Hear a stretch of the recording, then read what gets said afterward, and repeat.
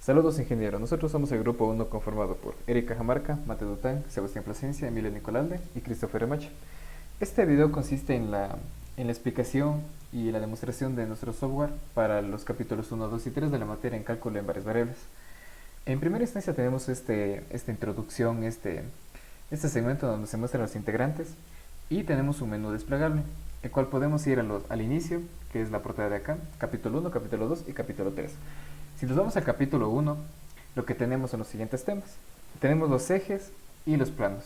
El plano y z va a ser cuando x tenga el valor de 3. Entonces si colocamos esto, activamos esto y activamos esto, son los distintos planos de acuerdo a los valores que tome x, y z. Ahora, si nosotros hablamos de la proyección, va a ser un punto de acuerdo a estas coordenadas que tenemos aquí. Y nos va a salir un punto, el vector y la proyección como indica esta casilla. Porque nosotros, por ejemplo, si ponemos un número 5, esto se va a ir modificando. La siguiente parte consiste en la distancia entre dos puntos. ¿Cuáles son estos puntos? El punto A, como indica es 3, 2, 5, es decir, el punto que utilizamos para los planos. Y el punto 2 va a ser entre x sub 1, y sub 1 y z sub 1, cuáles son los puntos que tenemos acá, y de igual manera podemos cambiar los valores. Al momento que cambiemos los valores, obviamente va a cambiar la distancia porque gráficamente la distancia, si activamos la casilla, este de aquí es un segmento entre los dos puntos. Y numéricamente la distancia nos indica en la parte de la casilla de acá. La siguiente parte consiste en operaciones con vectores, lo cual son el vector 1, que es x, y z, es decir, 3, 2 y 5, y el vector 2, que es x sub 1, y sub 1 y z sub 1, que son los vectores de acá. Si hacemos b1 más b2, lo que tenemos es la suma de los vectores mediante el método del triángulo. Y si hacemos la resta de vectores, igualmente con el método del triángulo tenemos lo siguiente. Ahora hacemos la multiplicación de los vectores por un escalar. Si colocamos el escalar 2, los vectores b1 y b2, que sería 3, 2, 5 y 5, 4, 2 en este caso, van a ser multiplicados por 2. 3 por 2 son 6, 2 por 2 son 4 y 5 por 2 son 10. Entonces, si es que esto proyectamos en los de aquí, e indica que el vector 1 normalmente es el de aquí y el vector 2, es decir, por el escalar, es lo de acá. Obviamente va a ser más grande porque tenemos un valor positivo. La siguiente parte consiste en la ecuación de la recta. La recta que pasa por el punto P sub 1. Y este P sub 1 es el que se muestra acá, que es x sub 2, y sub 2 y z sub 2. Entonces, con escalar, el mismo escalar de acá. Si es 2, acá el escalar es 2. Si, por ejemplo, nosotros cambiamos acá a escalar 3, igualmente acá nos va a cambiar el escalar. Y si hacemos de acuerdo al paralelo al vector 1, tenemos lo siguiente, que en este caso es el vector 1 es el de acá. El punto sub 1 es el punto que hemos colocado acá arriba. Y a esto se le debe poner el vector b1 para obtener el otro punto y así sacar la recta, como vemos en este caso. Igualmente con b2 funciona de la misma manera, pero con obviamente el otro vector. Y nos indica la ecuación vectorial de la recta. La siguiente parte consiste en las ecuaciones paramétricas de b1. En x es lo siguiente. Como tenemos acá, de acuerdo al parámetro t, en y, en z, igualmente para el vector 2, en x, y z, de acuerdo a los planos con los colores respectivamente. Los cosenos directores muestran del vector 1 son los ángulos que forman de acuerdo a los ejes positivos de x, y z respectivamente. Y en este caso tenemos el amarillo que es con x, que es 60,88, en azul es con y rojo es con el eje en z. Igualmente para el otro vector sirve de la misma manera, nos indica el vector y los ángulos que forman. La ecuación de una esfera consiste en lo siguiente. El centro dice que es x sub 1, y sub 1, z sub 1, es decir, los parámetros de acá, 5, 4 y 2, por eso tenemos que el centro es 5, 4 y 2. Y con radio 8. Si nosotros ejecutamos esto, tenemos la siguiente esfera, y claramente si es que cambiamos de valor no se va a hacer más pequeño o más grande respectivamente al valor que introduzcamos. La ecuación de un plano que pasa por el punto 2 menos 2 menos 3, que en este caso es el punto de acá, el P sub 0, como indica acá P sub 0, y tiene un vector director B1. Con B1 nos va a salir un vector. Si activamos el vector 1, siempre sabemos que es perpendicular al vector que estemos haciendo. Si es al vector 2 y graficamos el vector 2, vemos que es perpendicular. Entonces la ecuación de plano tenemos lo siguiente. Y si nosotros tenemos los dos planos y hacemos la intersección, es una recta que tiene la siguiente ecuación. Listo. Ahora, la otra parte consiste en la distancia de un punto a un plano. Del punto PA, nosotros sabemos que el punto PA es el de acá, es decir, 325, los valores de acá. Y a los planos creados en la parte superior, que sería B1, tenemos la distancia y nos sale que la distancia es 8.27. Y de acuerdo al vector 2 tenemos que 5,52 es en dos casos distintos. La siguiente parte consiste en la distancia de un punto a una recta. Nosotros sabemos que si activamos esto, la recta B1, que es la que tenemos acá arriba, y tenemos el punto x sub 1, y sub 1 y z sub 1, que es el caso de acá, 5, 4 y 2, tenemos esto lo siguiente. Y vemos que está adecuadamente integrado porque sabemos que debe ser perpendicular a la distancia con la recta. Y igualmente nos menciona la distancia numéricamente acá abajo. El siguiente paso consiste en la intersección de una recta con un plano. Dice recta que pasa por los puntos PA y PB. En este caso es 325, que es el de acá, y 5, 4 y 2, que es x sub 1, y sub 1 y z sub 1.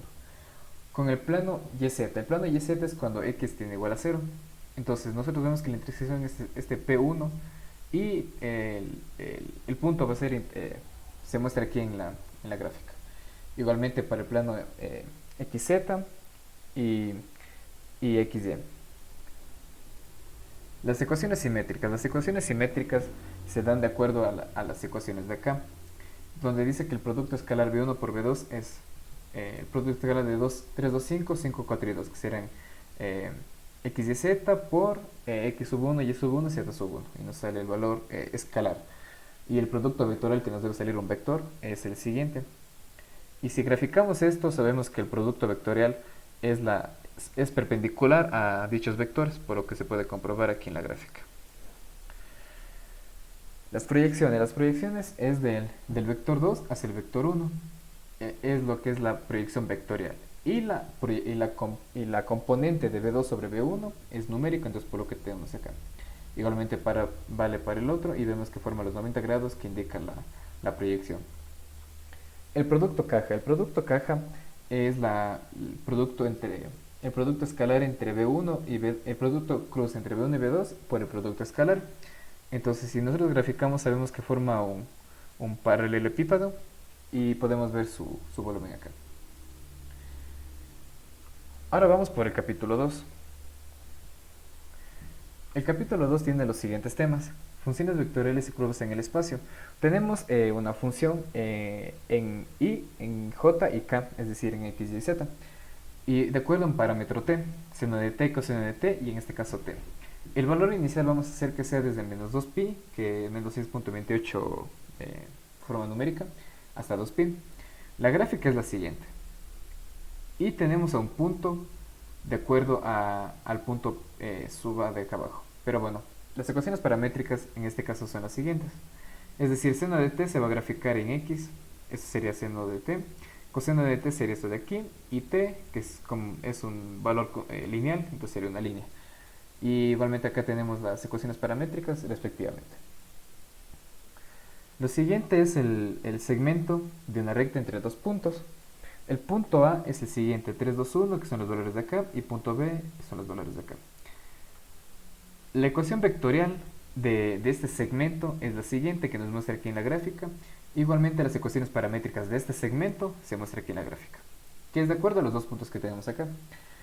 La derivada de r de t y la segunda derivada de r de t es la velocidad y aceleración respectivamente. Por lo tanto se muestran sus funciones acá y sus gráficas.